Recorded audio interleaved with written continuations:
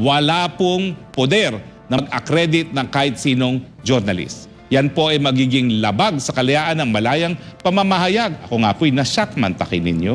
Ang pagdating kay Lorraine Badoy, ang tinatanong lang kung may advertisement siya o wala sa kanyang programang Laban ng Bayan, no? Nag-oo at nag-hindi at sabi dahil dyan nagsisinungaling ka, kulong ka.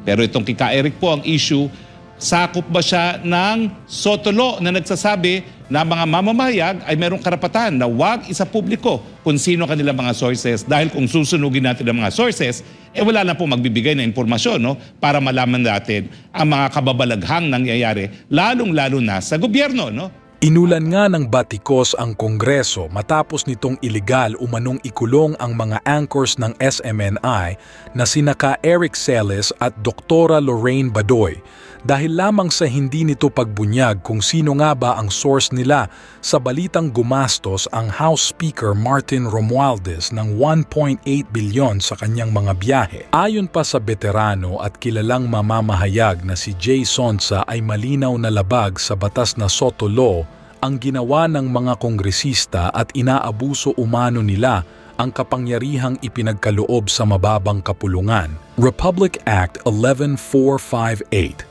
amending Sec. 1 of RA 53 and amending RA 1477, otherwise known as the Soto Law. Ito ang batas ng Republika ng Pilipinas na binalahura at binastos ng mga kinatawan ng 19th Congress nang ipakulong nila ang dalawang mamamahayag dahil sa pagtangging sabihin kung sino ang pinagkunan o pinagmulan ng impormasyon.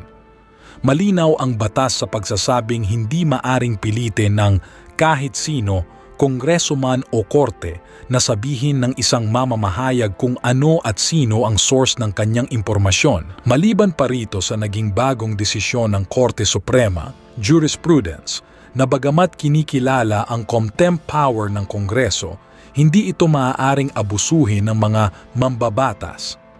Umani nga po ito ng samot-saring reaksyon mula sa mga netizens. Dapat po bago umupo ang mga kinatawan sa Congress, ay alamin muna nila ang mga batas. Sa tingin namin ay walang laman ang mga utak kundi napupunta sa bulsa. Naturingang mga gumagawa ng batas, pero butas na batas ang mga pinaggagawa. Malayo pa eleksyon, habang sinisiraan nyo si Vice President Inday Sara Duterte, pabor pa sa kanya kasi sa kanya napupunta ang simpatya ng mga tao. Maya po, maghahain tayo ng tinatawag na habeas corpus at certiorari, no? Sa ngalan po ng ating mga kasama na si Lorraine Badoy at si Eric, no? Ano ba ho itong habeas corpus na tinatawag? Naku, napaka-importanting karapatan po ito. Ito po ay isang special writ, no, na nagsasabi kung, sa isang tao na nagdetena ng ibang tao na ilabas mo, dalhin mo dito yung taong dinidetena mo at sabihin mo kung anong legal na basihan na para sa kanilang patuloy na pagdedetena. Ito po ay garantiya na ang kalayaan ng kalayaan, yung maging right to liberty, no, ay mapangangalagaan ng hukuman. At ito po ang pinakaunang remedyo sa kasaysayan, hindi lang ng Pilipinas po, no, kundi sa buong mundo, na garantiyado naman po na instrumento para maprotektahan ang kalayaan ng mga mamamayan. No? Ang sinasabi lang po ni Doc Eric at saka ni Eric, bagamat meron pong kapangyarihan ang Kongreso na magpakulong by way of legislative contempt, napakadami na pong desisyon ng Korte Suprema nagsasabi na kinakailangan ito po isang ayon sa Bill of Rights na tinatawag yung karapatan ng taong bayan, lalong-lalo na yung karapatan na sa due process. Dapat pakinggan muna bago patawan ng parusa. Ako nga po'y na-shock man takin ninyo. Ang pagdating kay Lorraine Badoy, ang tinatanong lang kung may advertisement siya o wala sa kanyang programang Laban ng Bayan, no? Nag-oo at nag-hindi at sabi dahil dyan nagsisinungaling ka, kulong ka.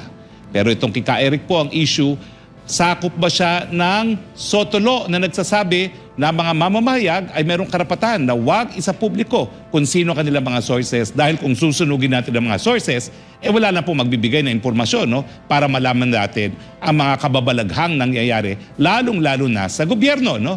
At alam niyo po yung Soto Law na yan, bagamat yan ay naunang pinasa ng lolo pa ni Senator Soto, yan po ay naamindahan. At ngayon, ang tanging exception po sa Soto Law ay security of the state. Hindi ba lang sinabing national security? Sa akin po, kaya binago ang phraseology na security of the state mas mataas pa yung kinakailangan na exception. Kinakailangan po yan, terorismo, no? Nothing less than terorismo ang dahilan para mapilit na mailabas ang source ng isang mamamahayag. Siyempre po, may mga debate, sino bang accredited journalist? No? Well, ang paninindigan po namin, ang Estado wala pong poder na mag-accredit ng kahit sinong journalist. Yan po ay magiging labag sa kalayaan ng malayang pamamahayag. Mantakin mo, mabibito ng gobyerno kung silang mag-accredit sa mga mamamahayag kung sino merong kalayaan ng malayang pamamahayag. At alam niyo po, napakadaming kalayaan ng mga periodista, no? Lalong-lalo na yung garantiya na kahit anong sabihin nila ay hindi sila, number 1, ise-sensor, prior restraint, at number 2, hindi sila parurusahan, ikukulong na nangyari nga po dito sa mga kasama naming si Lorraine at saka si Ka Eric.